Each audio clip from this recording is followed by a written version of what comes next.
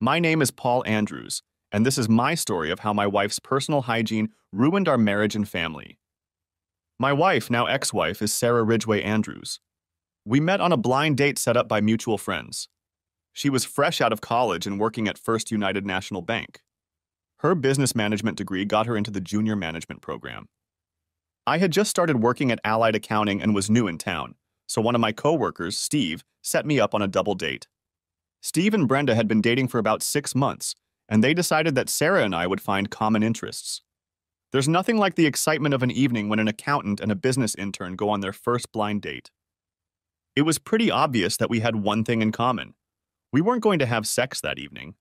I would have preferred to have this blonde, medium-looking woman rub her body against me.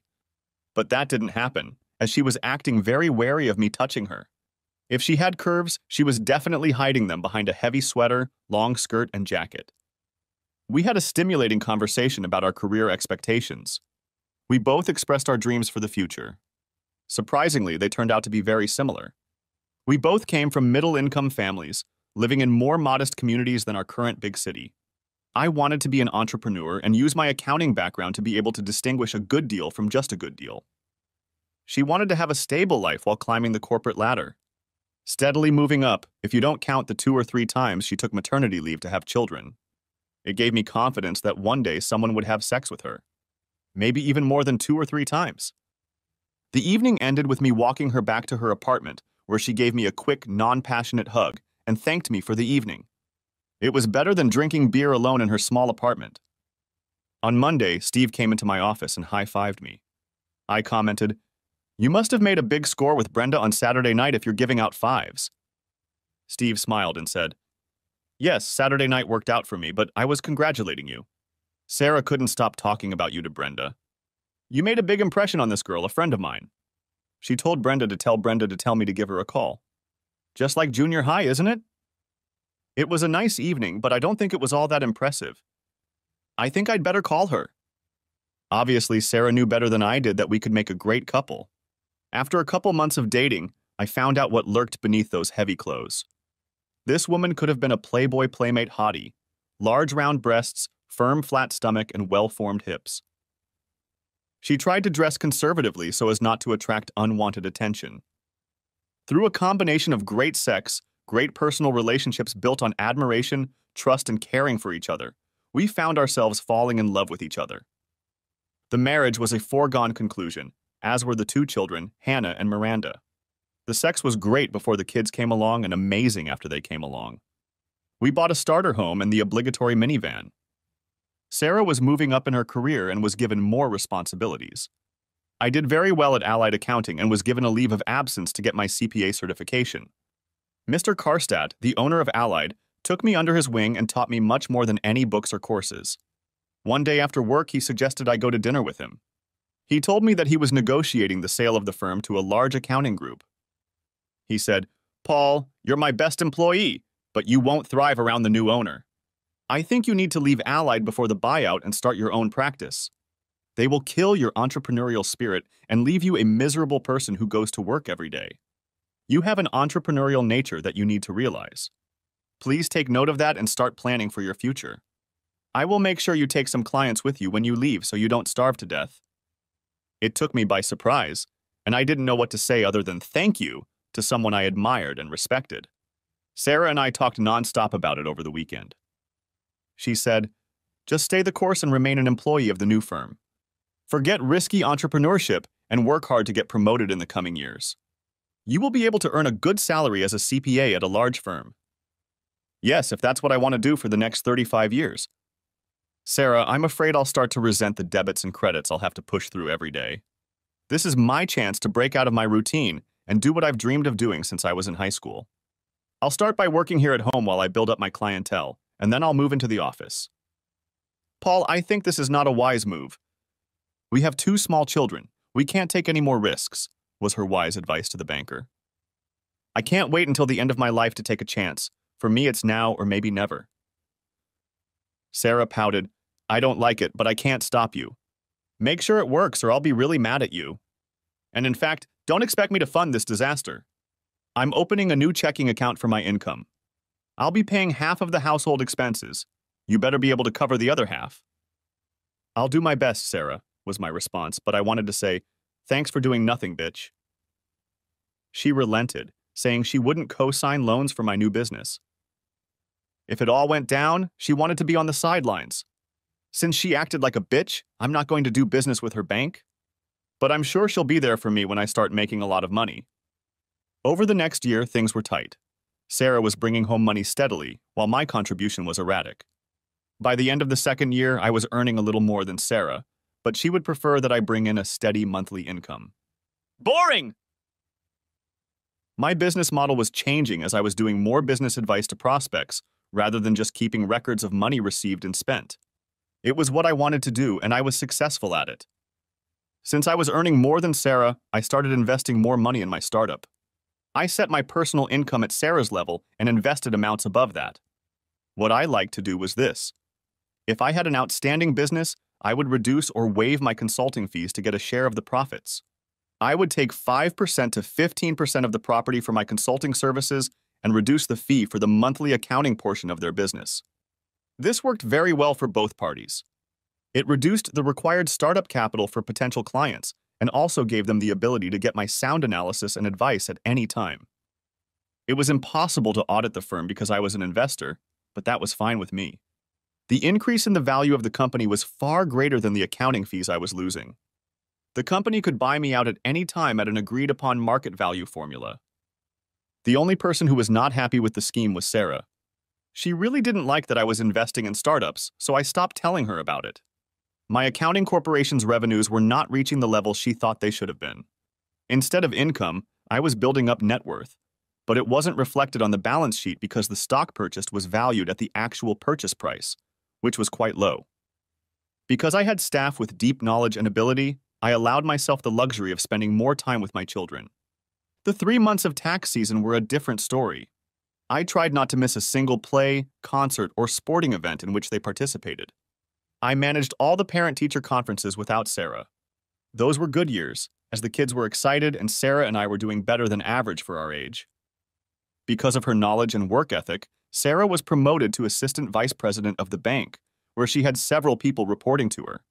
As a result of this promotion, she decided that we needed a bigger and nicer house to match her status as a bank employee.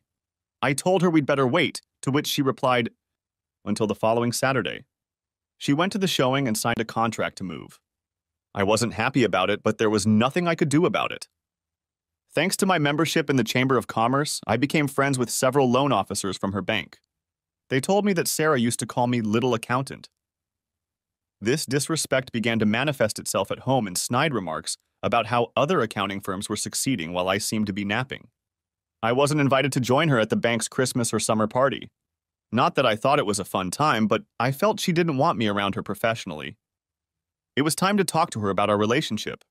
Saturday afternoon, I cornered her in the living room and asked her to sit with me for a few minutes. With a look of disgust, she said, "Can it wait? I'm trying to finish my laundry." "Thank you, but I think we need to talk about it." "It can wait until tonight." "Can you carve out 15 minutes in your schedule?" Over her shoulder as she walked away, I heard, "Yes, I can do that." Then she returned to her task. I didn't bring it up for the rest of the day because I wanted to use it as an example of her ignoring me and thinking that what I wanted didn't matter. My attempt to talk after the kids went to bed was thwarted because she was tired. Sunday morning, we couldn't talk because the kids were getting ready for Sunday school and then all going to church together. When the girls went outside to chat with the neighborhood kids, I saw her grab her purse and head for the door. I stopped her and asked her, "Do you have a few minutes to talk to me?" She snapped back, "Why have you been bugging me about this all weekend?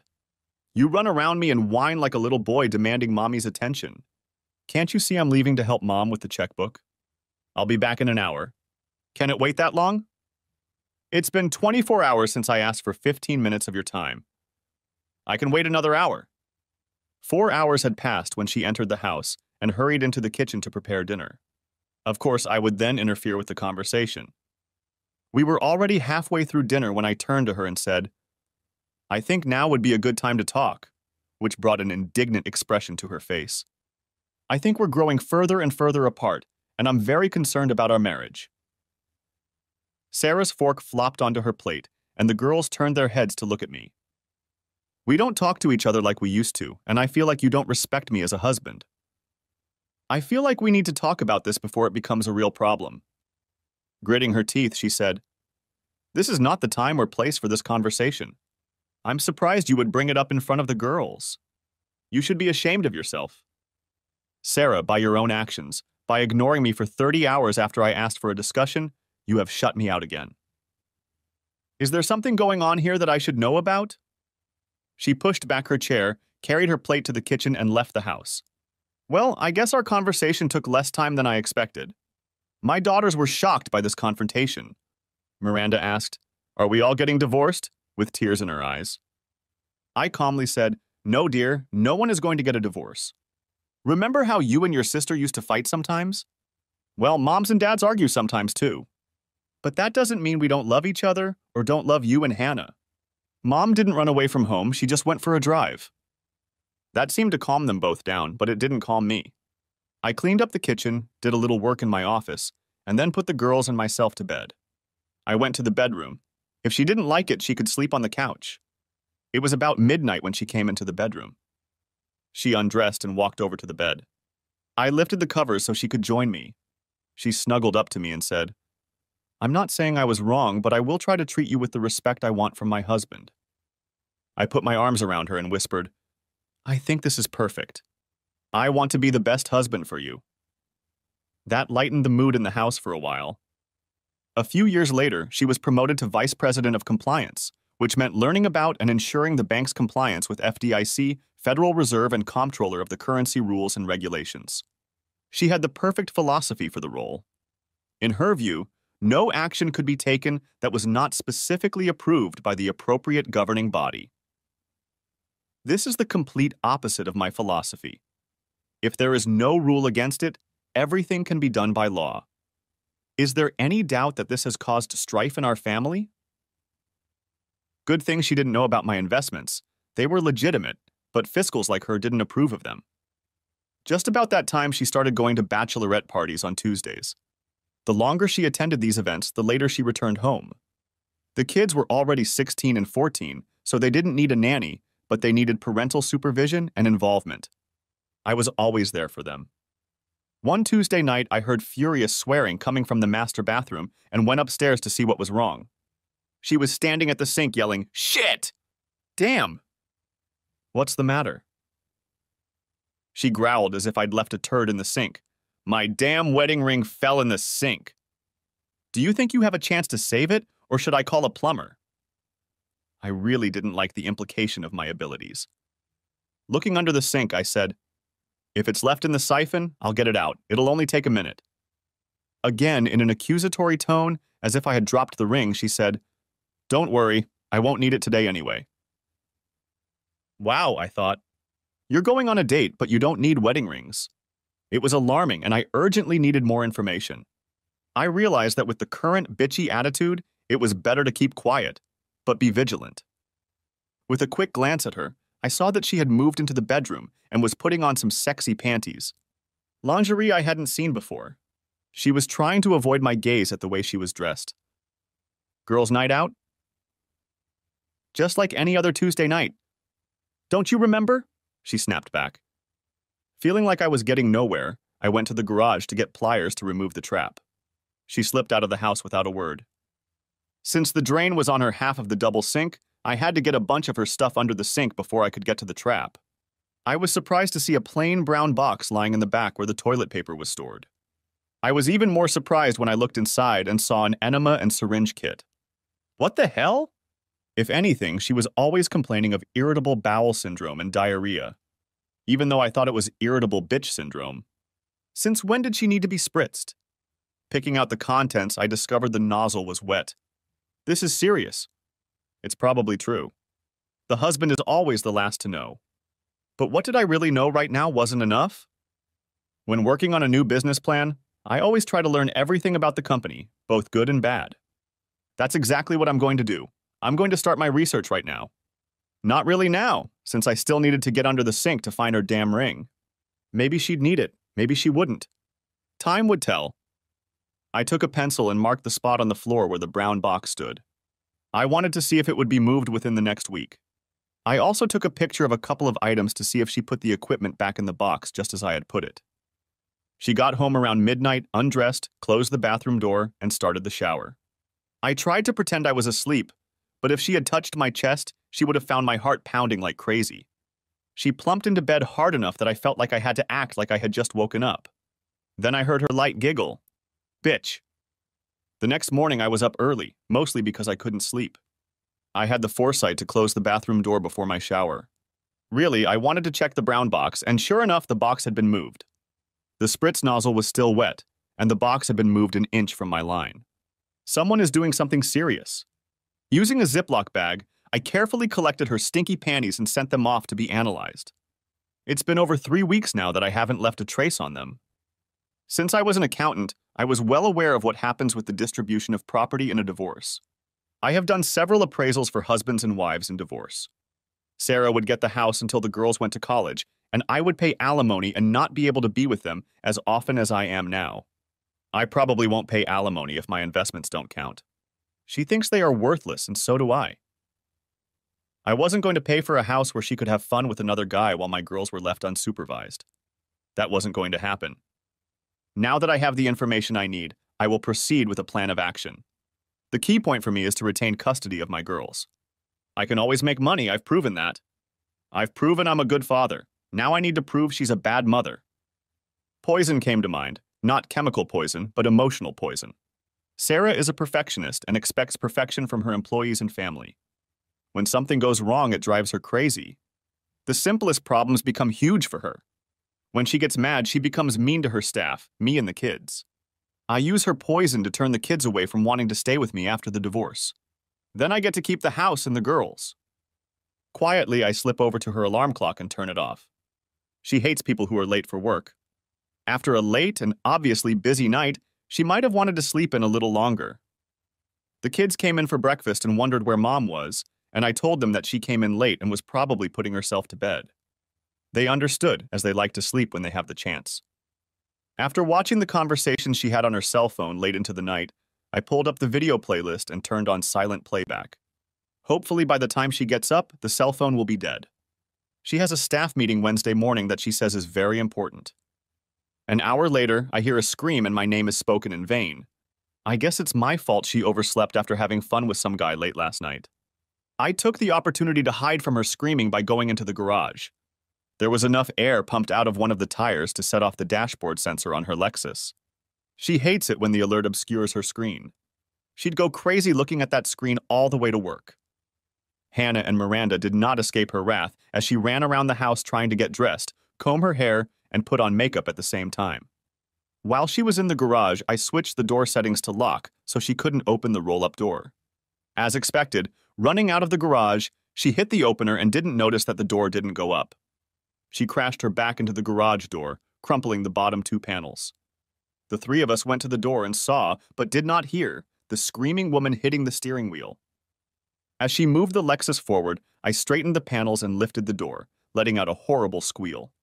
Sarah flew out of the garage with a roar, narrowly missing the mailbox. We could hear her screaming, "Goddamn asshole," all the way down the block. This is going to be more fun than I thought. I wonder what she'll do when she tries to call the office with a dead cell phone. The less I hear from her, the better. I hugged Hannah and Miranda and told them, "Mom is a little stressed right now. She'll feel better when she gets home tonight. She still loves you, and she doesn't love me very much." Then all 3 of us laughed. The alarm clock in our bedroom was now turned up to maximum volume. I let her make sure the alarm clock was on. Unlike my spouse, I got to work on time that morning. My coworkers always know it's a good day when I walk in the door whistling. My good mood lasted until 10 a.m. when my cell phone vibrated so hard it almost fell off my desk. I thought, gosh, that must be my dear wife calling me. "Good morning, darling." That was all I had time to say before the foul language started. In a shrill voice I heard, "You need to get your ass down here and fix my tire." I almost died driving that dangerous car. If you had let me have that Mercedes I wanted, we wouldn't have this problem. "Now fix it!" I nonchalantly said, "You have AAA coverage. All you have to do is call them, and they will take care of everything." "Screw you," was her reply. From her comments, I realized that we weren't really going to have anything this night. Since the morning had gone so well, I told my assistant that I had a few errands to run and that I would be back after lunch. The first thing I did was to go to the security store and buy some small cameras for the house and a voice recorder that I could hide in my purse. I needed to know my enemies and what they were doing. Next stop was to come home and install cameras in the living room and bedroom. I made the panels in the garage usable, but they weren't pretty. They screamed, "Some dumb asshole rear-ended me," for all the neighbors to see and smirk at. Back at work, I went through all my personal banking and investment files. We only had one joint credit card, so I canceled it. Our only joint bank account was for household needs, so I left it open, but reminded myself to make sure her half was deposited every payday. As usual, I made it home before Sarah and was already making dinner when I heard the creak and groan of the garage door opening. The FBI couldn't have kicked the door any harder than Sarah had done. Both girls sitting at the kitchen table screamed and crawled into their panties in terror. The witch approached me threateningly and said, "I've never had such a shitty day. I'm going to go upstairs and soak in my bathtub." The girls and I ate dinner quietly, whispering like 12-year-olds. I went upstairs and asked if she wanted dinner, and she threw a bar of soap at me and growled, "If I wanted dinner, I would have told you. Now leave me alone."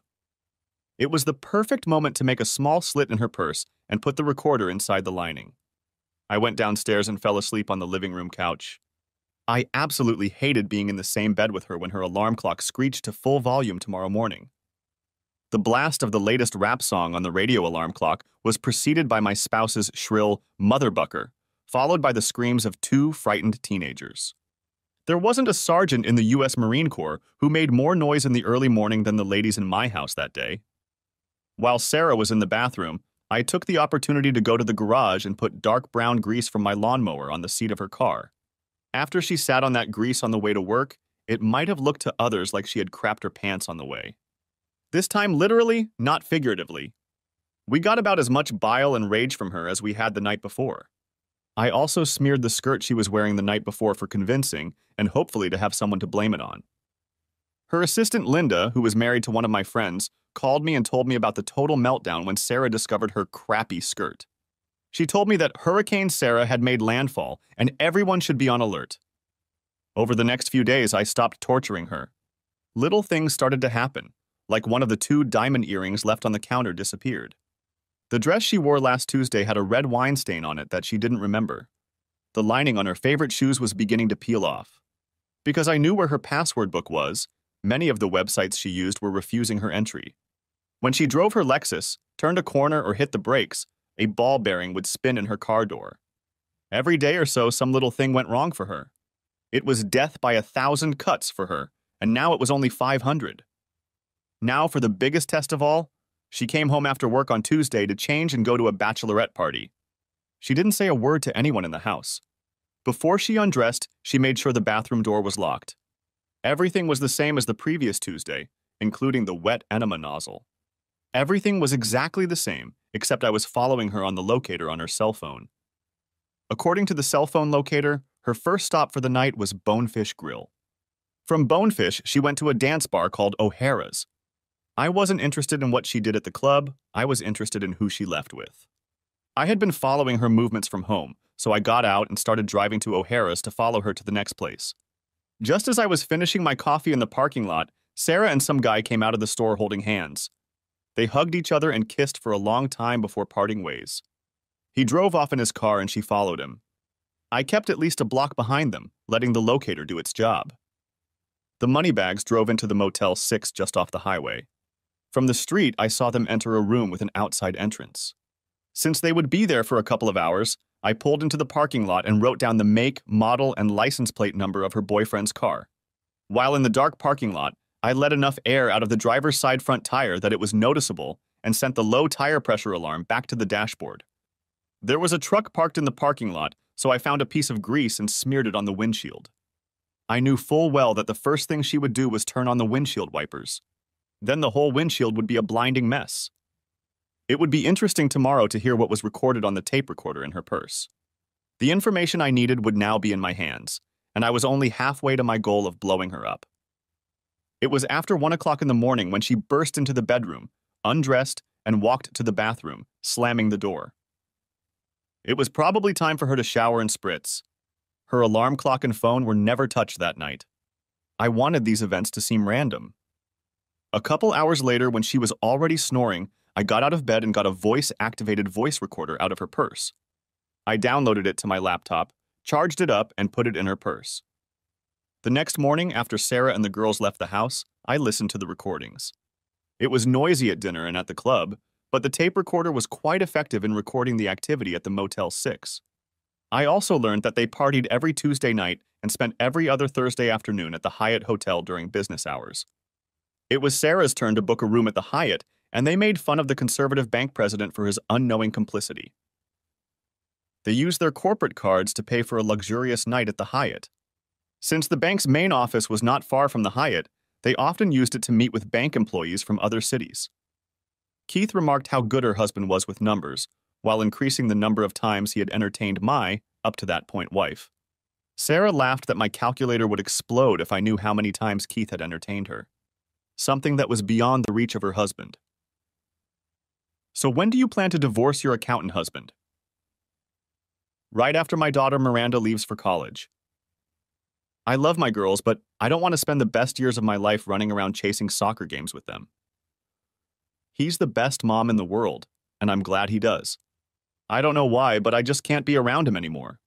I've tried everything I can to make him more successful, but he just wants to be a regular guy with no goals. He's just wasting his life. If you dislike him so much, why don't you divorce him now? Make him pay alimony and spend more time with me.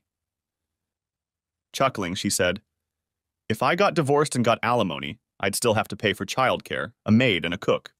Now my sissy does that for free, plus brings money into our joint account. I don't have to pay as many household expenses, plus I can stash a significant portion of my paycheck where he can't find it in a divorce. I use it for household expenses while building up my secret stash. Speaking of divorce, when are you going to pull the trigger on your frigid wife?" That date, my dear, has already been set. Her father demanded that I sign a prenup before we were married. I only signed it when we added an expiration date of 20 years. 3 more years and I'll have 50% of her multi-million-dollar stock portfolio. Laughing, she said, "See, the timing is perfect. The end of your prenup falls when Miranda goes to college. Then we can both leave." After hearing this conversation, I couldn't believe there are people on Earth as selfish and conniving as they are. You know what? They deserve each other. They would have a terrible time together, as they would both try to cheat each other sexually and financially. They were concerned about their safety. They alternated weeks, booking a room at the Hyatt, so neither of them rented a room more than once a month. Now she checks all the tires and that the garage door is open before driving out. However, her nasty and disrespectful demeanor still caught the eye of both me and the girls. As expected, the report showed that her lover's marks were found on the pirate's underwear. I now had enough evidence to go to my lawyer and start the divorce papers. I told Jeff Green, my attorney, to demand full custody of the girls since I had most of the interaction with them. Judging by the way their mother was behaving, it would be lucky if the girls wanted to communicate with her at all. Jeff said, "I'll add that, but it will be difficult." I proposed a plan where we would own the house 50/50ths until it was sold after both girls left for college. We would both keep our own investments and retirement funds. Since I have limited my taxable income to about the same as hers, neither of us has to pay child support. She has to pay me the usual childcare allowance, including college tuition. We set aside enough for tuition, housing, books, and food, but not enough for outings, etc. When she became a full-fledged vice president, she joined the bank's deferred compensation program. I will leave that account alone in case she wants my partnership investment. Then I will remember her deferred compensation to parry her claim. In preparation for my divorce, I started taking important things out of the house and putting them in storage. I also backed up my data every day on an external hard drive, keeping it separate from my computer. I planned to keep the house, but I didn't know how violent Sarah would be when she got the summons. On the recommendation of my lawyer, I hired a private investigator to find out who Keith was and where he worked. To speed up the search, I gave him the license plate information. Every year at the end of the 3rd quarter of the fiscal year, the bank begins the process of budgeting for the next year. All employees fill out questionnaires, and each department must reevaluate their performance and budget. At the end of this process, the senior management team hosts a formal dinner/program/dance at the Hyatt Hotel. This is a tuxedo and evening gown event for the senior officers and their spouses, and many of the attendees book a room at the Hyatt. Sarah told me about this event years ago, but by the time she became a member of this group, I was considered unworthy. She kept reminding me of this event, and if I was more successful, I might be able to participate the following year. She thought it motivated me, but I didn't care as long as I didn't get bored in the company of these people. Almost daily, I went through her closets and drawers looking for other information about her infidelity. The week before the celebration, I discovered a new shoebox that was wrapped in the back of her closet. That's where I always started looking, in the back of a closet or drawer. It was a pair of very fashionable Jimmy Choo evening shoes. There was no receipt, so I used Google and got slapped in the face. These shoes cost over $1,000. Since the appointment was in a few days, I had to think about how to counteract this. Replacing the Choo shoes with an old beat-up pair of yard shoes or a pair of Crocs came to mind. Instead, I took the shoes to the workshop, put the heel in a table vise, and very carefully turned the tall, narrow heel a few degrees to the side. The shoes were rewrapped and set in exactly the same place. After finding her brown box, I got a lesson in how to handle sensitive objects. The day before the celebration, the investigator called me and asked me to come to his office because he had some information. As he sat me down, he informed me that her lover was Keith Miller, a senior loan officer at Sarah's bank.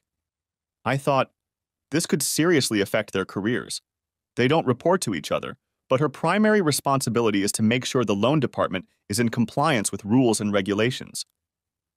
And that's on top of the rule about no sexual relations between employees. They are on thin ice. I told him, great information, and could you set up some cameras for the senior management meeting at the Hyatt Hotel on Friday night? He already had a picture of Sarah, and I asked him to shoot her walking and dancing. We were both happy. He got another check, and I got some really solid information to consummate our marriage.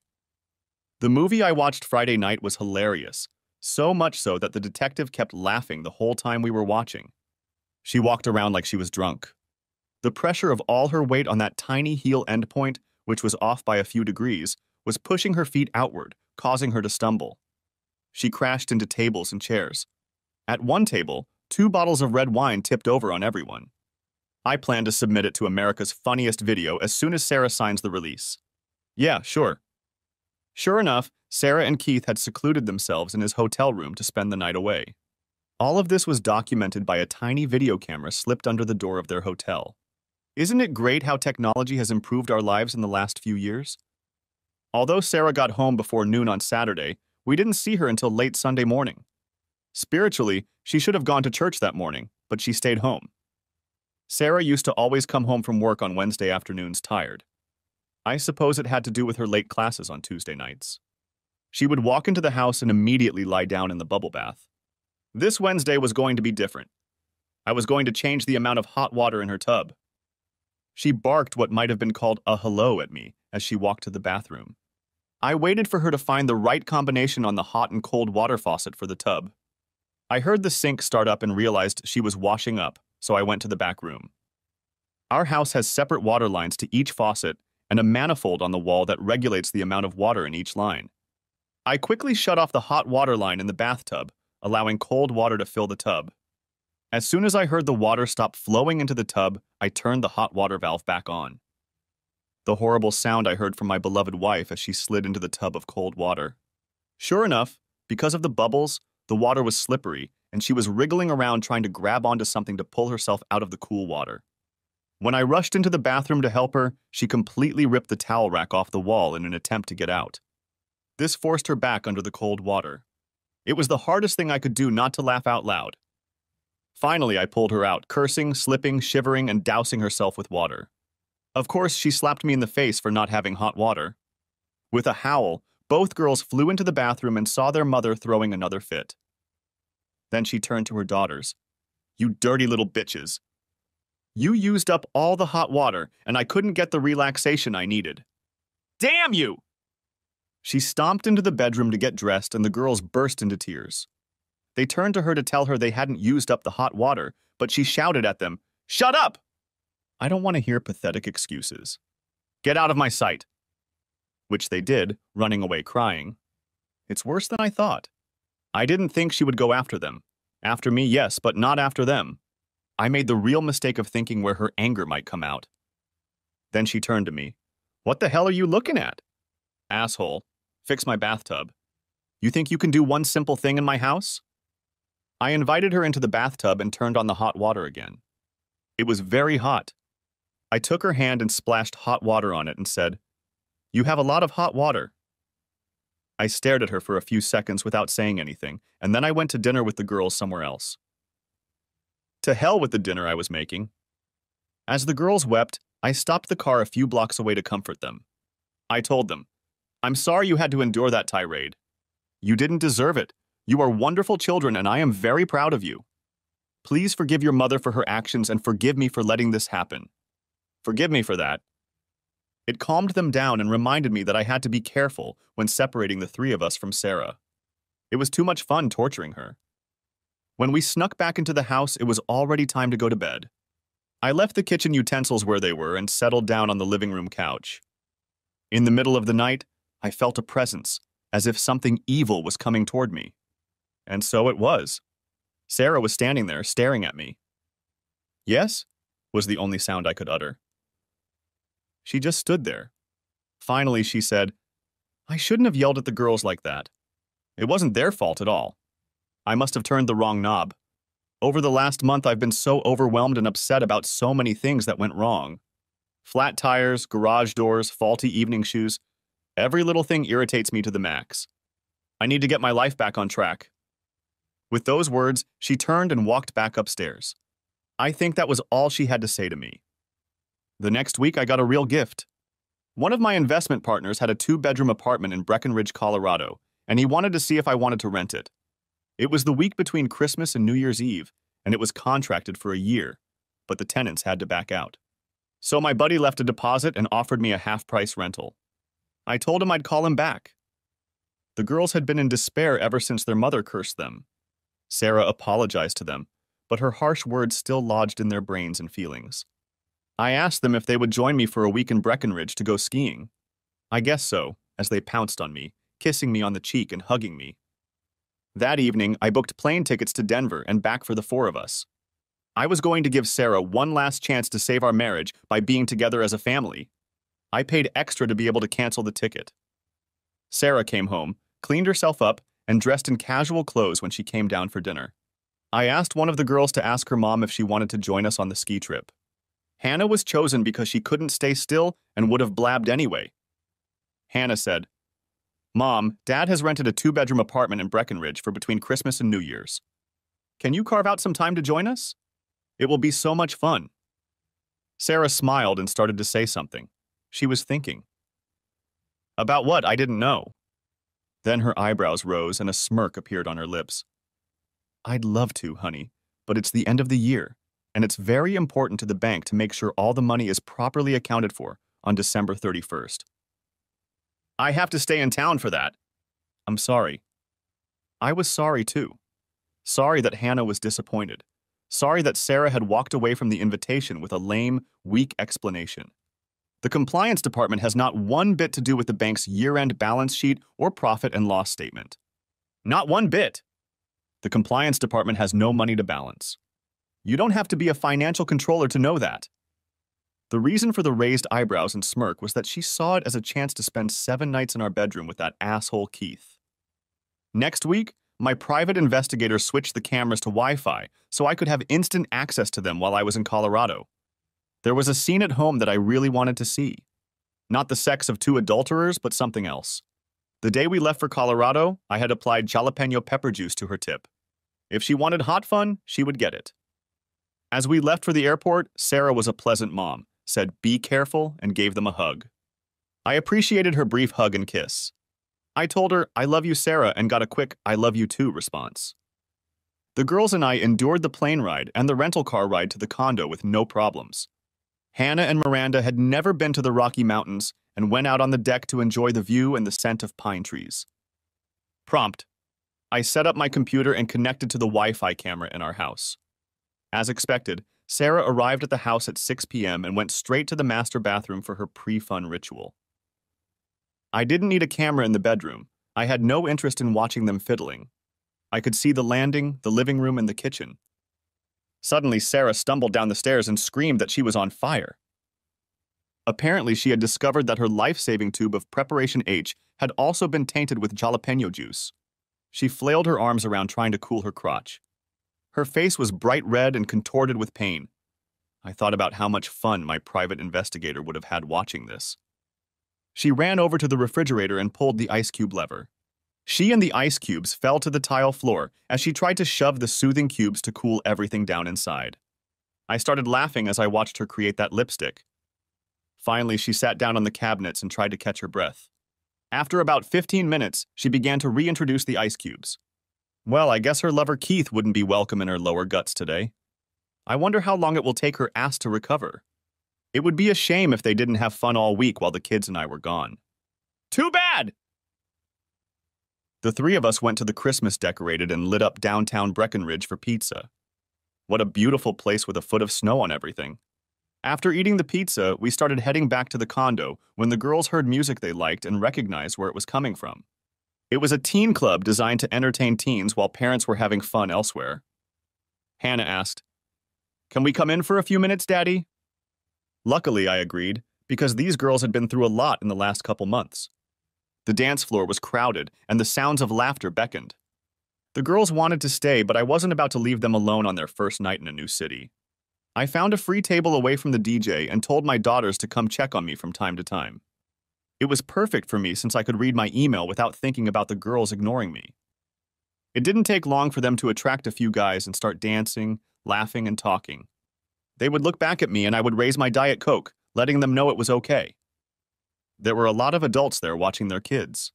One woman on the other side of the dance floor was very attractive, and as we both scanned the floor looking for our offspring, we caught each other's eyes and smiled.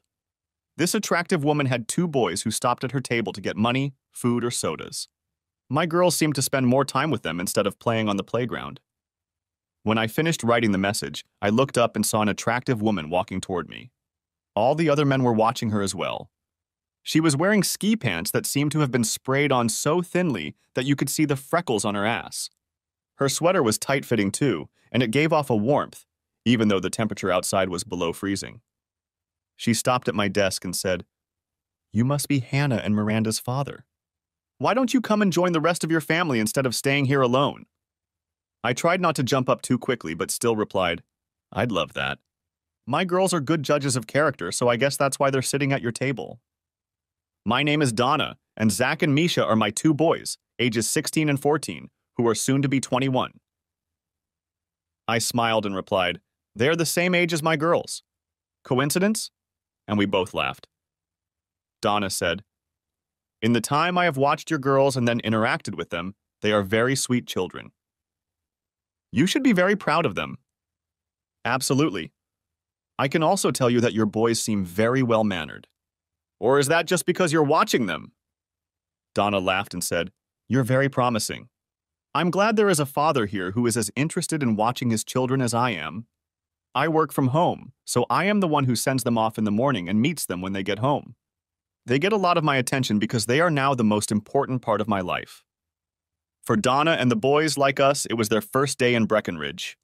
It didn't take long for the 4 teens to decide where and when they would ski tomorrow morning. Donna and I made some adjustments so that they would check in with us at different times. We decided to see the skiers off tomorrow morning, then have breakfast together, and we will ski in the late morning and afternoon. Over the next week, Donna and I learned a lot about each other, and we both liked what we heard. She was a pleasure to talk to about my problems with Sarah and my plan to divorce her. I didn't disclose that I had harassed her and eased myself into custody of the girls. I wasn't really proud of it, but it was better for the girls to be with me and not that selfish slut. Donna was a widow since her husband had been killed by a drunk driver 2 years earlier. We both had trouble forgiving the people who had changed our lives. Just talking to an understanding person was helpful for both of us. On our last night, Donna and I had dinner alone, without our teenagers. We spent the last half hour of the evening making out on the couch, without the kids. By the end of the week, we had come to the conclusion that we needed to spend more time together. All 4 teenagers were of the same opinion. It was time to end my marriage to Sarah. I didn't need videos of their adultery since I had panties with their DNA on them. When we got home, Sarah looked tired and exhausted. Maybe she should have come to Colorado with the rest of her family. We had a great time. After seeing my hot wife on our first night in Colorado, I didn't need to see what was going on in my house. It didn't matter to me in the slightest.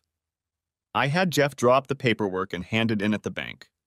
The girls took the news of our divorce as I had expected. They had seen how our relationship with Sarah had crumbled over the past 6 months. They compared my happiness with Donna to that between me and their mother. It was Hannah who came to the main topic. What happens to Miranda and me now? Where will we go? Taking both girls in my arms, I said, "From the day you were born, you have been the whole world to me, and you will be for the rest of my life. In the divorce proceedings, I claimed full custody of you both, and all 3 of us will stay in this house. You will attend the same school with the same friends.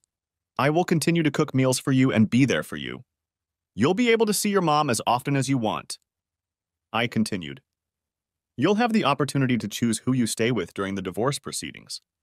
Whoever gets legal custody of you will also get the house until you both go to college. It will be your decision, but remember, whoever you decide to live with, your mom and I love you. Either way, you will stay in this house and at your school. Don't tell me now who you want to stay with. This is a big decision, and you have plenty of time before you have to choose. For now, please use my car and go somewhere for dinner so your mom and I can talk. You don't want to see or hear our conversation today. Okay?" After I finished talking to the girls, I looked at my phone to see who had called and texted so many times while we were talking. I guessed who it was. Instead of sending the message to voicemail, I ventured out and called Sarah. Hello wasn't the first word I heard from her. She was melting the plastic of my phone with her scolding. I let her rant, rage, threaten, and scream until she ran out of air. It would have been impossible to get a word in anyway, so I let her roar. Finally, she caught her breath and said, "Why? Why did you do this to me? Why don't you love me anymore? Especially after all I've done for you and the girls. Why don't you come to the house and discuss it?" All I heard was a click. She must be coming this way. Before I knew it, she was bursting through the door, rushing toward me with a clatter and screaming, "Why?" Calmly, I said, "You've been having fun with Keith Miller every Tuesday night for I don't know how many years. How did you think it would end? I gave you a chance to start over by going to Colorado, but you decided that Keith's fun was more important than your family. You made a choice. Now you have to pay the consequences.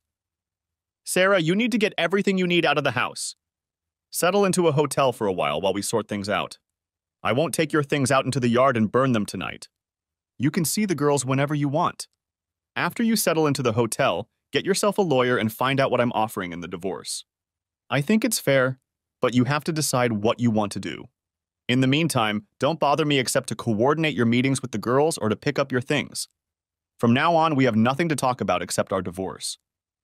I went to my office, closed the door, and listened to the clatter of suitcases against any vertical or horizontal surface. The only thing I didn't hear was tears, which made me sad. I knew I never wanted to be with her again, and apparently the feeling was mutual. The process of changing locks, resetting codes and passwords was next on my to-do list. During the divorce proceedings, she was furious. Not that she still loved me and wanted to keep the family together. It was like she wanted to sue me, not me suing her. She wanted everyone to know that she kicked out the weak accountant because he wasn't good enough for her, not me kicking her out for cheating. She was professionally embarrassed that I had filed for divorce. Neither of us had the slightest desire to attend marriage counseling. We were done with each other.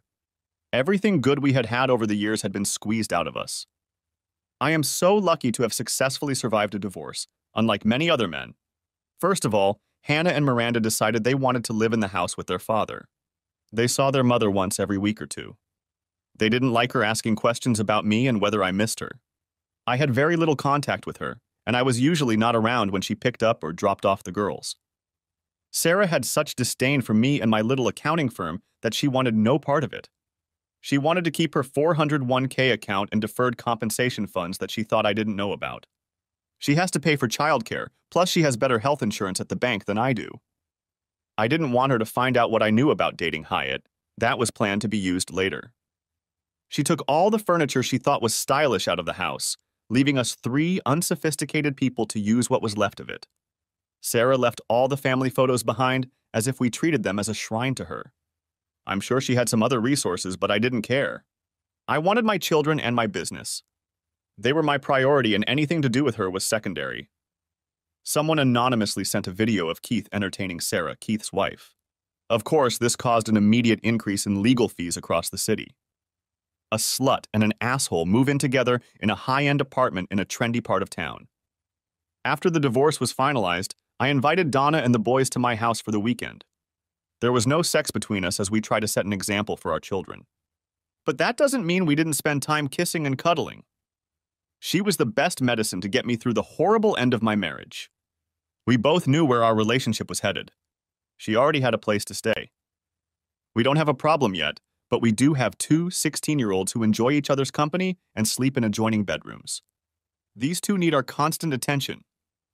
Donna was a registered nurse and worked from home for a health insurance company doing healthcare claims research, so I created the perfect office for her in my home. Epilogue. A year later, I contacted a friend of mine who worked for a CPA firm that audited a bank.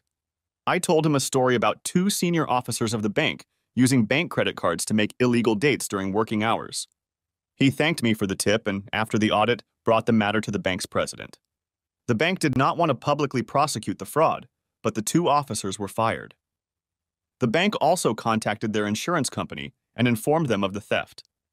The bond-holding company is now pursuing Sarah and Keith to reimburse the bank. The company has refused to allow them to continue working with them, essentially denying them the opportunity to work in the banking industry nationwide. After squandering a lot of Sarah's retirement investments, the couple moved out of their fancy apartment. The company that provided the collateral is suing for damages for bank credit card fraud. Keith's financial problems were compounded by the fact that his wife and children would take a significant portion of his income when he found work again. It was a shame he didn't wait for a prenuptial agreement. Sarah works as a paralegal in a divorce attorney's office. She has learned a lot about the legal and social implications of divorce and is very helpful to her clients. After she spends the day counseling others about divorce, she retreats to her small apartment and mentally berates herself for how her own marriage ended tragically. She doesn't seem to be attracted to the successful businessmen and doctors she thinks she should have married instead of me. At the end of the year, the market value of my worthless investment was over $2 million. It looks like it's going to be a good year, especially since my wedding to Donna is scheduled for mid-June.